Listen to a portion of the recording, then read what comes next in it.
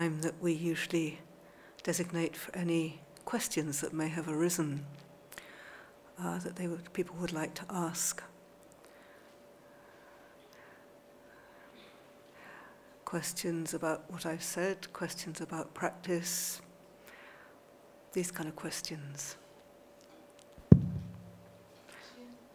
Yes.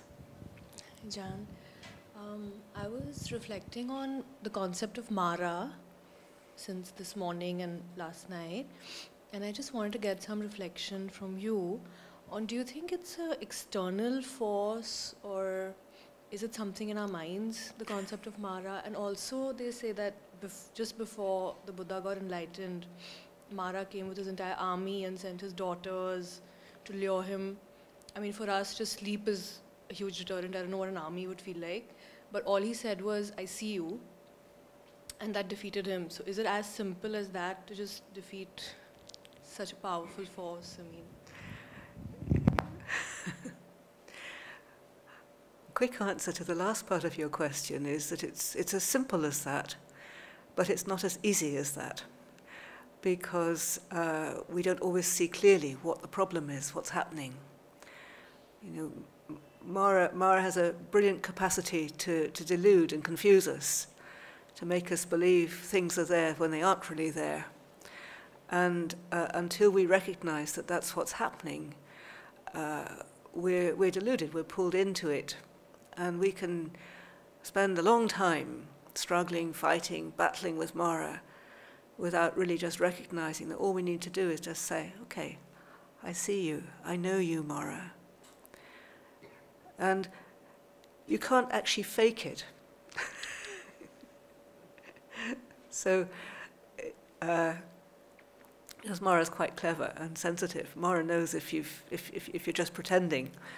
But when you really recognize that this is just your mind creating things, then it loses its power. It can no longer cause the same upset and distress in your mind.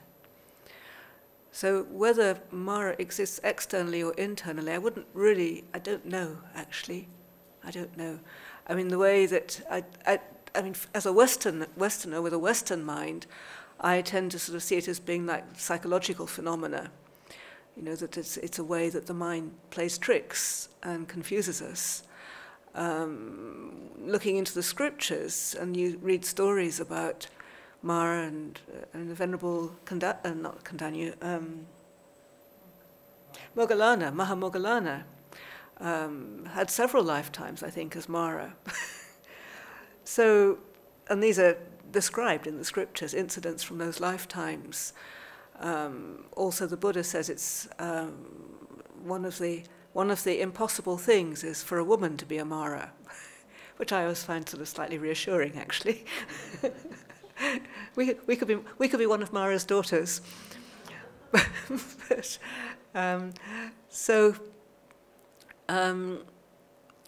really, the answer to the first part of your question is I don't know.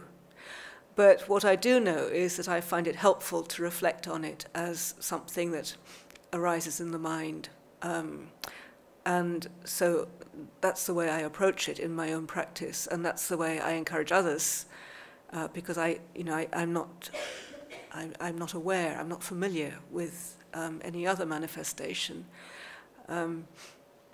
Having said that, I mean, it's, events in our lives can seem like, Mara trying to pull us off course, like making us not want to go on the retreat, and not want to do what's good for us. Things like that we can see as, oh, well, that's just Mara. Don't worry about it. So something that can make us believe that to not do the right thing is the right thing, is the best thing. And then as our discernment increases, we're able to see that, no, that's not true yet. I need to do this. It'd be good to do this. Yeah. I don't know if anybody has anything else to add about Mara. I know Stephen Batchelor's written a whole book about Mara, but I haven't read it.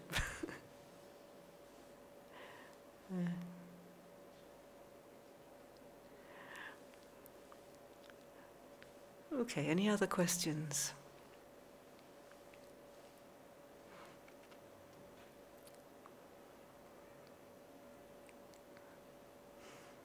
Yes, Bhupinder. It seems there is a right practice and there is a wrong practice.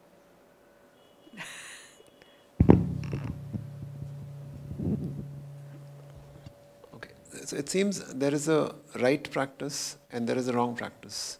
So could you share some insights into distinguishing the two? I'm interested to know what you mean by wrong practice.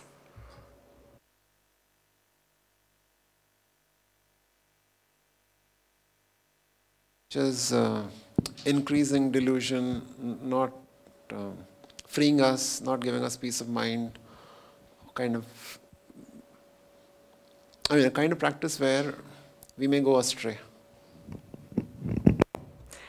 Thank you for that clarification, that's helpful. Definitely, there's a right practice, there's a wrong practice, right approach to practice, wrong approach to practice. And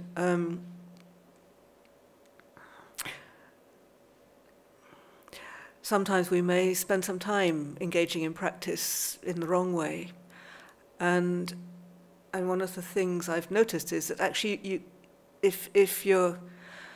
one of the things I encourage is for people to be aware of the results of their practice. Because it can happen that practice can make you very conceited, very selfish, and not produce a great deal of happiness for yourself or other people. So when we look at, say, teachings on the Four Roads to Power, where there's Chandasiri, Ajahn, Vimamsa, where there's an encouragement to reflect. So you have an enthusiasm for what you're doing, so you're excited, you're interested in practice, you put in, it brings energy to direct towards the practice, you direct your mind, you focus on it, you make effort in that direction, and then there needs to be a kind of reviewing of the result. And sometimes we don't realize that we're practicing incorrectly until we look at the results. So is it making me happier? Is it making me more flexible, more able to manage my life as a human being? Is it making me more loving and caring and kind? You know, these kind of qualities, is it bringing forth these? Or is it making me really selfish and miserable? Sometimes when we focus too much, say, on a technique of practice, and where our efforts are driven towards perfecting that technique without actually really looking at the goal, then we can become very obsessed with becoming skillful in a particular technique. We can really resent any kind of interference with our practice. Things like ridiculous things like, go away, stop bothering me, I'm practicing metta. You're interfering with my metta practice, my practice of loving kindness. And I've seen this in my own mind. I mean, one of the things I think I maybe alluded to briefly is, sometimes when we experience a lot of calm and a sense of ease in our meditation, when we emerge from the meditation, when we begin to interact with people, we can feel really irritable and grumpy. And to me, that indicates there's an attachment to the result, rather than seeing that the result is something that we practice to enable us to live in the world in a more compassionate, kind, loving way. So, and to really understand the nature of existence. So delusion is, I'm a separate, special human being, and I'm really the only one that matters. which is how it can be. And in some ways it's understandable, because I think everybody who teaches meditation, they tend to encourage people to think of their practice as being a really important and significant thing that they're doing. I certainly do that. But not that you're an incredibly important, significant person and you deserve to be, have a special place above and separate from all of the rest of humanity, but more learning how to have a sense of self-respect, a sense of self-confidence, a sense of gladness, that there is this possibility of finding a place in the world that is not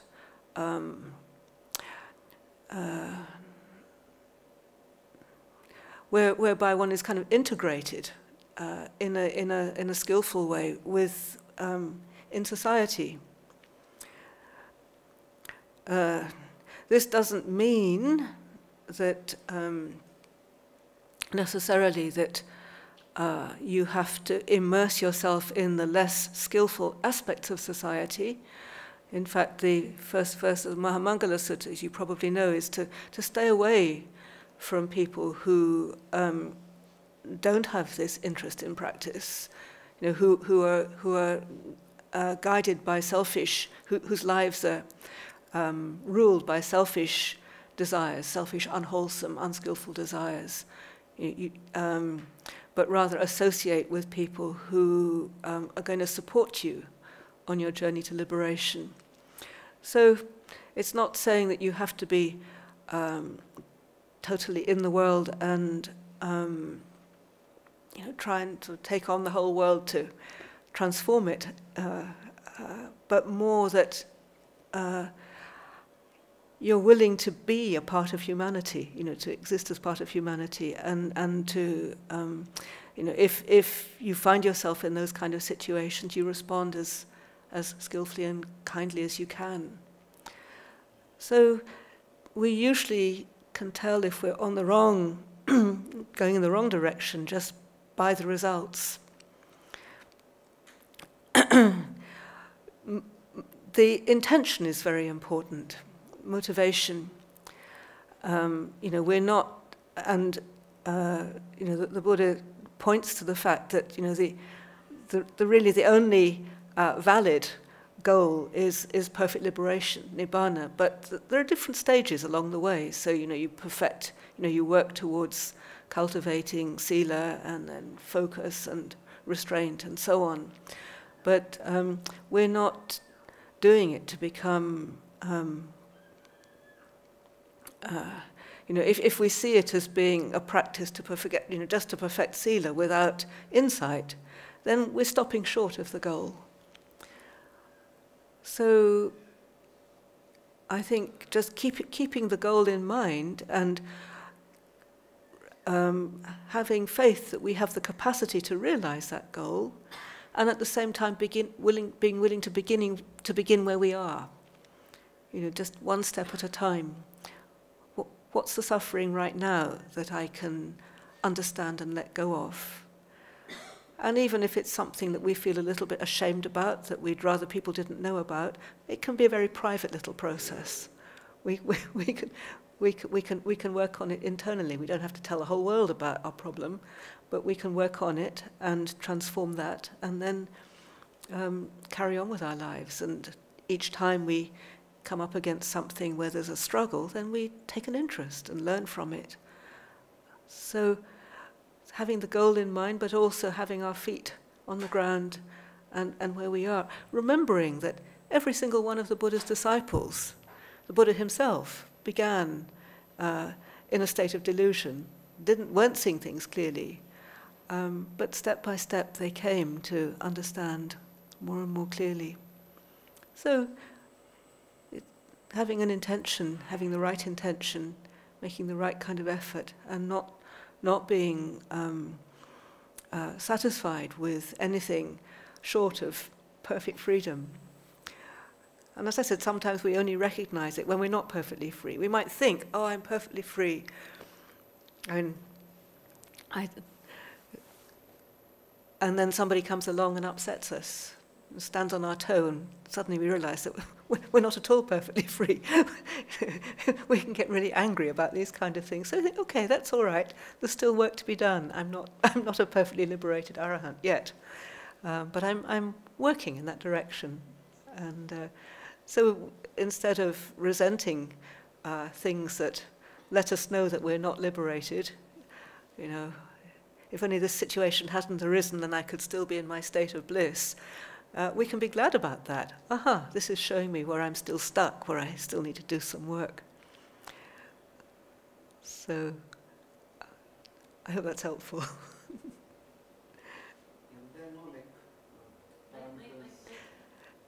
Oh yes, there are actually. There are.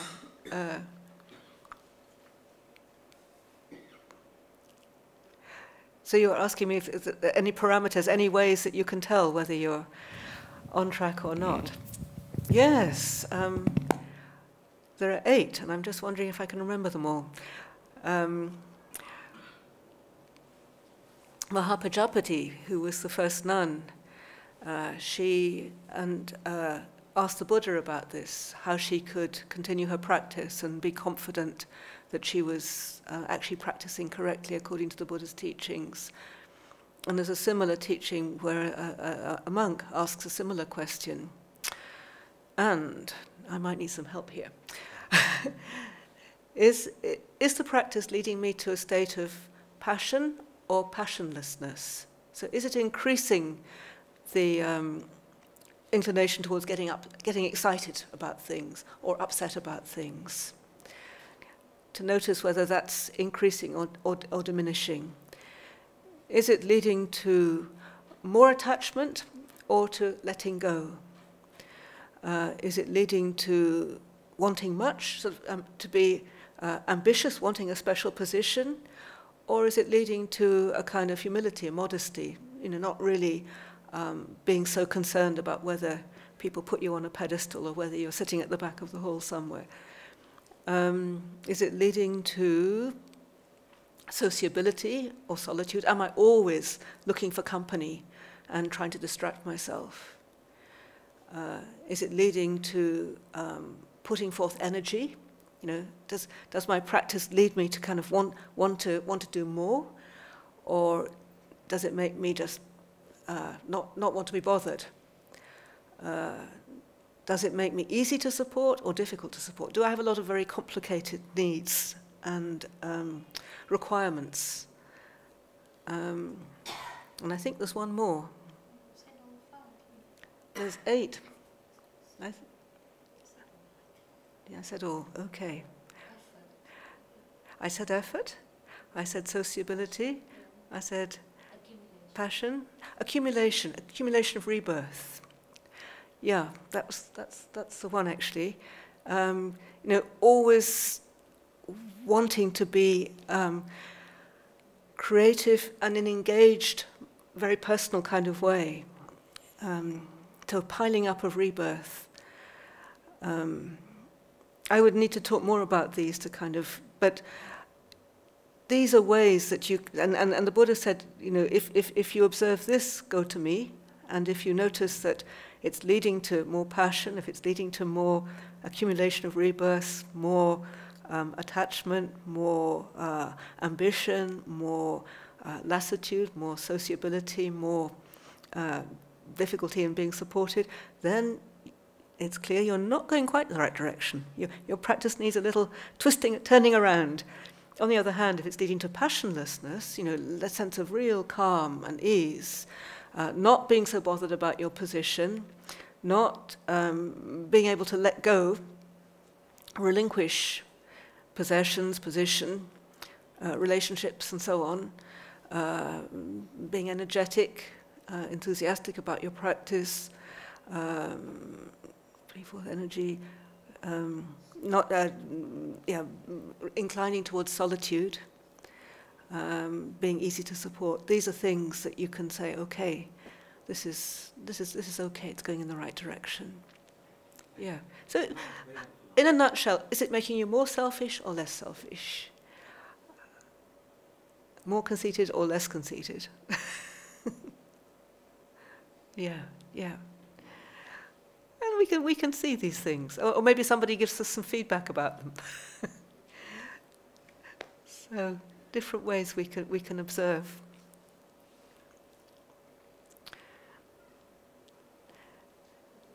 Anything else?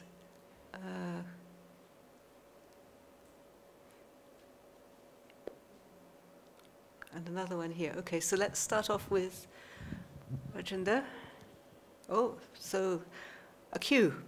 Okay, you first.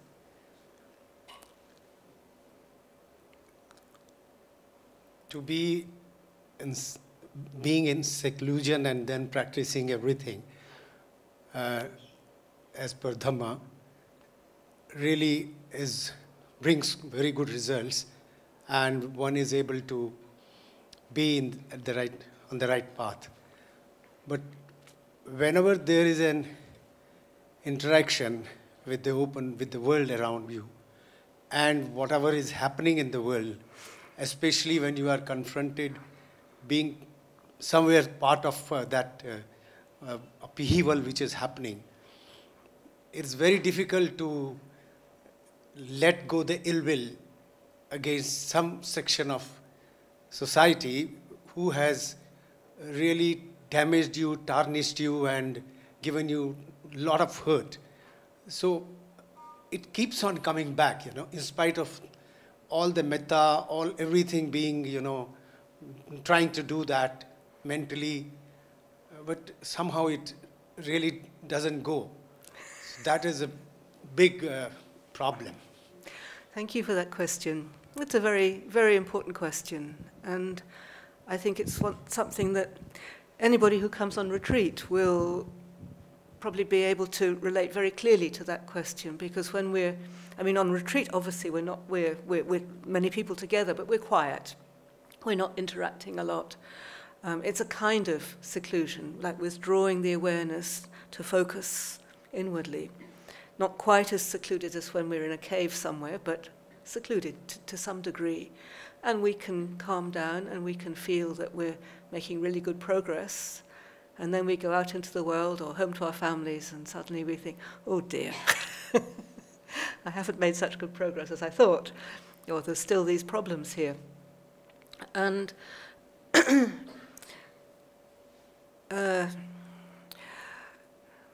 so, where to begin with this? You talk about metta and that you try to practice metta and still there's a problem. And what I would suggest is that an even fuller practice of metta is what's required.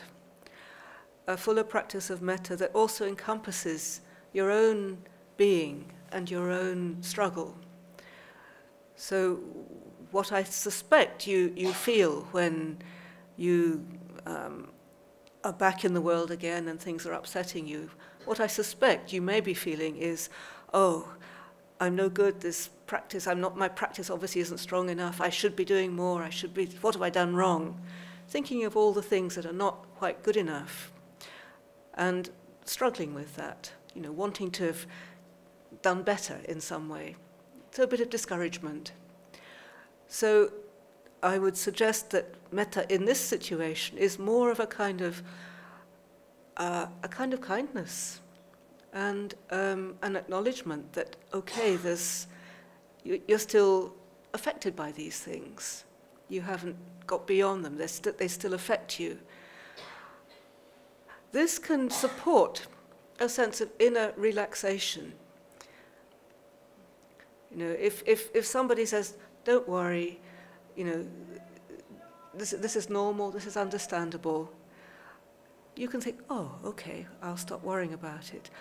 Just that inner relaxation, inner ease, supports a little bit less reactivity.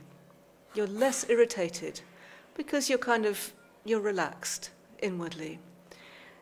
Rather than, oh, I've been on retreat, I've been practicing so hard all this time and it's not worked. And here I am in this situation, it's just as bad as it was before. You're tense, and when you're tense, you're more reactive. You're not so able to respond with kindness. So beginning with metta towards yourself and towards the situation within which you find yourself is a very helpful first step. The other thing that's also very helpful that we'll do lots of in the last day or so is just remembering, this has been a special time, special conditions, and now we're going to go into a less protected environment. So we need to learn how to protect ourselves. We need to recognize our limitations so that we're not so open, not so exposed to the things that happen to us. The things that happen to us don't affect us so deeply. Because when we come to a situation like this with meditation, a lot of meditation, there is a natural kind of a softening and an opening. And, we can trust the people here. Everyone here is kind. Everyone here is doing their best to practice according to the Buddha's teachings. Nobody here is wishing us any harm. We know that. And so we can relax. But unfortunately, out there, that's not always the case. And it's not that people mean to harm you or to hurt you, but most people are very confused and very frightened and very challenged. And so they become defensive, and sometimes the defense can be like an attack. So we can be wounded, we can be hurt. So I'm suggesting like a broader, more all-encompassing kind of metta, rather than just directed towards, say, the person who is causing the hurt or the irritation, but more beginning here to support an inner sense of relaxation and ease, and extending it to just recognize that humanity is struggling. Nobody wants, well, maybe some people do want to be mean, but many people who are mean, it's not what they would like to do. They don't want to.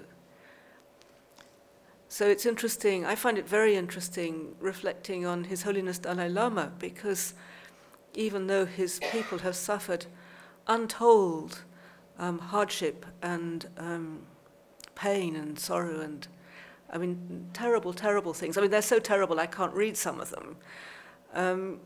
Yet when he's asked about how he feels about the oppressors of his nation, he said, I only feel compassion, because he recognizes that when we hurt somebody else, we hurt ourselves.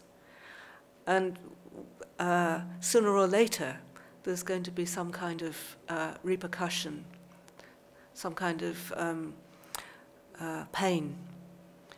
When we have to remember, we don't. These things make an impression on the mind. All the things we do, the good things that we do, and the less good things that we do, they all have an impression. They make an impression on us, and that has an effect on how we feel about ourselves. So rather than blaming the people who are making you feel angry and upset, or who are doing things that you find upsetting and difficult. Actually, some people say to me, "Oh, well, you should thank them. You should be glad." Well, it's difficult, isn't it, when you're in the middle of it? But it's an interesting reflection to see that actually it's helpful to see that we haven't we're still affected by such things. This is a helpful. It's very humbling. It's very we don't particularly. It's not news that we particularly want to receive, but it's news that shows us where there's still a little bit more work to be done. Not in a negative way, but just, okay, so this is the next thing I need to attend to. That means that, isn't it better than be secluded for a longer time till we reach that stage where we can be full of compassion? Because to be in the world and just have such small retreats, I'm unable to understand whether it can really make me understand that level of compassion which Dalai Lama, Buddha, or the monks and Ajahns have. Because for us, when on day-to-day basis, when we confront such situations, I think the senses have to be completely shunned off, completely made silent. Well, you're talking about a very ideal situation. You're talking about the greenhouse effect. So, if you put a plant in a greenhouse where doesn't receive any wind, just the right amount of sunshine, just the right amount of moisture, perfect fertilization of the soil, it grows up beautifully. It's wonderful, looks lovely. But then you transplant it out into the place where it's going to grow, it doesn't do so well, unless it's strong enough. So we're kind of in a greenhouse. I mean, we're in a very fortunate situation because it's kind of a greenhouse, and then we have a chance to just be planted out for a little while and see how we do.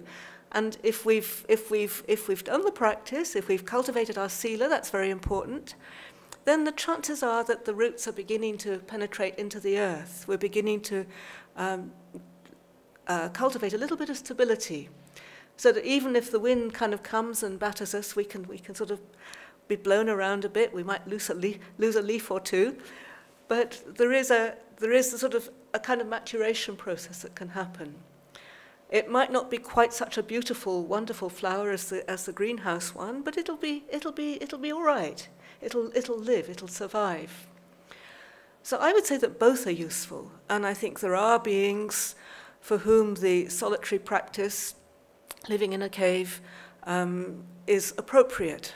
So it's not at all to dismiss or diminish their contribution to the world. They're doing a different kind of work that we can't probably understand very well. But we're doing this kind of work, living in the world and taking time to focus inwardly, time to be with our own minds and bodies and to learn about them, time to cultivate a sense of some sense of rootedness in the soil of Dhamma. So I think I've remembered another of the qualities, actually, content or discontent. So can we be content?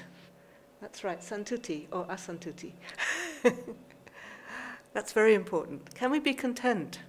Okay, it may not be quite what we would like. Maybe we would like to go off into a cave, but if our circumstances don't allow it, then we practice contentment with the situation in which we find ourselves. And we make the very, very best use of that we possibly can. If it's really unfortunate, we can consider whether there's a way of adjusting our attitude towards it. These are things that can happen, wise reflection around the situation, and maybe even discussing with a wise friend if there are adjustments that might be helpful. But yes, that's right, content and discontent. There are 8. So whether I can be content, this is one of the things that we're often encouraged to reflect on in the monastery, because just as everywhere else in the monastery, there are always things to complain about. The chanting, the food, the person in front of me in the queue, the lay people, the monks, the nuns, there's always something. And so to reflect on, it's good enough. This is good enough. I have everything I need to liberate myself. All I need is the willingness to apply myself to the situation in which I find myself. So, we have time for another question. Who was next?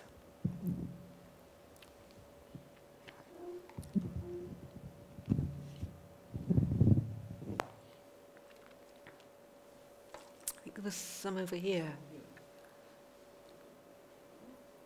Another question?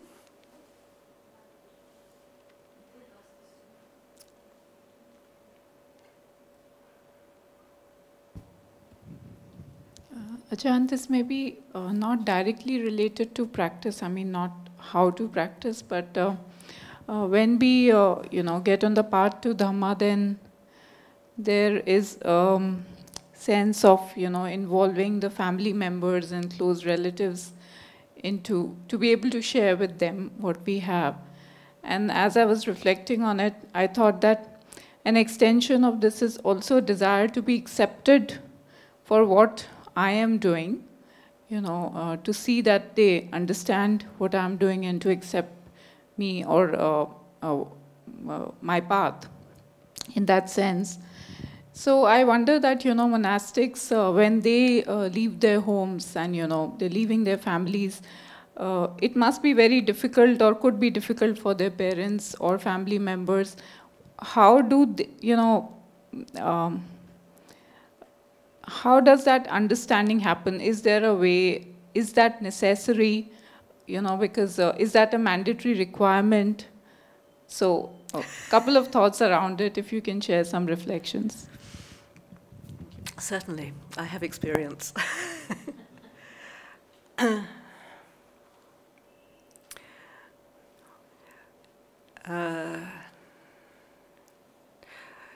two things to say. One is that, in fact, to become a nun or a monk, one of the requirements is that we have permission. If we're married, that we have permission from the husband or the wife. If we're not married, that we have permission from our parents, that at least they're not going to create an obstacle to us.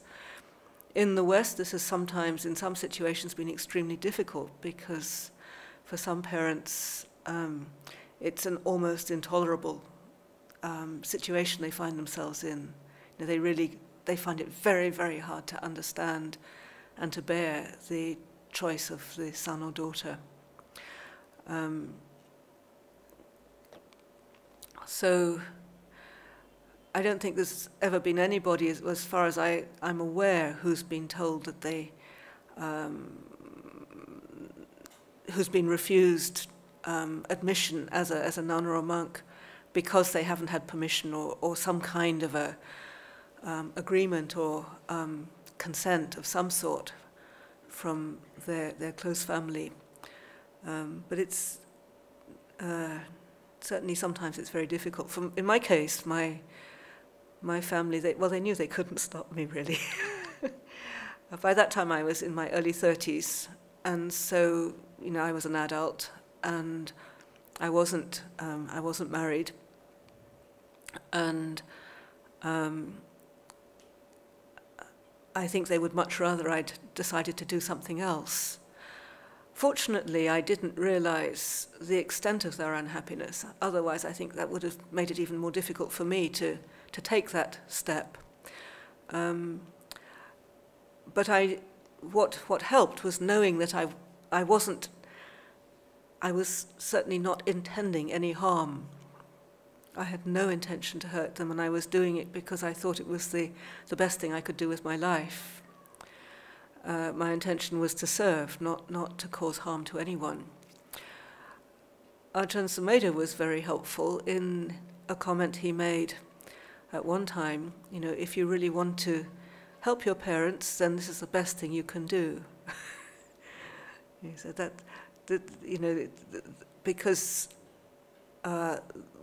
being a nun or a monk practicing in this way, there's the possibility of the development of a little bit of understanding, a little bit of wisdom, and then you have something really you can offer them. And somehow I knew that intuitively, although it certainly wasn't obvious at the time. Fortunately, over the years, they got used to it, in my case. And that seems to be the case with most of the monks and nuns that I know, that even though the parents might have objected strongly at first, they have got used to it. I think it's very difficult in Western culture because Buddhism is relatively recently arrived in the West. I mean, maybe 100 years or so since it began to be practiced or studied systematically. And certainly at the time that I became a nun, there were a few kind of religious groups, but they were all a little bit strange, different sects. And so there wasn't anything that I could point to and say to my parents, well, that's what I'm going to be doing, that would make them feel okay. So there wasn't a lot of support for them. And so it is an issue, it is a concern, and one of the things that can be helpful is making a shorter-term commitment to start with. Like nowadays in our community, people are asked to make a commitment for 1 year. So if you become an anagarika, you're taking on 1 year of training. That's all we offer. And then if it goes well, and if you want to continue, and if everybody agrees, then you can do another year. And then after that, you can become Siladhara, or in the case of the monks, they become Samanera and then Bhikkhu. So when it happens gradually like that, I think it's a little bit easier. It's also interesting to look at the things that are difficult for parents. I mean, I got it completely wrong in some ways, because I desperately wanted to make it all right with them. I wanted them to feel glad about what I was doing. I wanted them to understand. I wanted them to feel the benefits for themselves. And I even actually managed to trick my mother into coming on retreat. And each thing I did made it more difficult. Each thing I did was definitely a kind of step back in terms of their feeling okay about what I was doing. And it was only once I completely sort of accepted the fact that they were unhappy, and that there was a reason they were unhappy. They were experiencing a sense of grief because in some ways they felt that they'd lost me, which indeed they had in some ways. I mean, I looked different, I had a different name, I wasn't able to have supper with them or go to the movies or concerts or anything like that. And so there were a lot of things that I couldn't do, and I couldn't be with them in the same way. So once I realized that and accepted their sorrow and was able to just make peace with the fact that they were grieving, it wasn't that I was responsible. It was more that the course of action I'd chosen was not what they would have wished. And eventually, when I stopped trying to make things all right, as I said, it came right. When I started just being with them rather than trying to make them think a certain way, trying to influence them. So I think this is something that actually can be helpful for everybody, because if we're enthusiastic about something and we want other people to be enthusiastic about something, we tend to try to encourage them, try to convince them, and people need to come to it in their own time. And if it's actually working for us, if we're actually really thinking back to Pinda's question, if it's really making us less selfish and more considerate, less demanding, then they'll notice that. So rather than sitting down and having a serious philosophical conversation with my mother about how wonderful Buddhism was, just to actually be with her, offer her a cup of tea, take an interest in her life, what she'd been doing, the problems, difficulties that she was experiencing, relate to her as another human being, rather than sort of stick myself on a kind of pedestal as a Buddhist nun who was going to tell her all about the Dhamma. Much better to just manifest to exemplify the Dhamma through your practice, through your kindness, through your sensitivity, through your consideration. And to try to understand, how it's not so easy always for other people to feel comfortable with it. It takes time before they get used to the idea, before they become familiar with the ways, and see that they haven't lost you, that you haven't really changed, that you're still their daughter or their son or whatever. Because that's their big fear, that you're going to reject them, that you're going to be critical of them, critical of their way of life, and that's not helpful.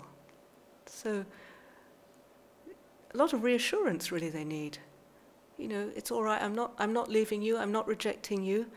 It's just that I found this way of practice that I find really, really helpful, and I'd really like to follow it. So these are some reflections around that topic. Very interesting question. Yeah. Okay, well, I think maybe we've had enough talking.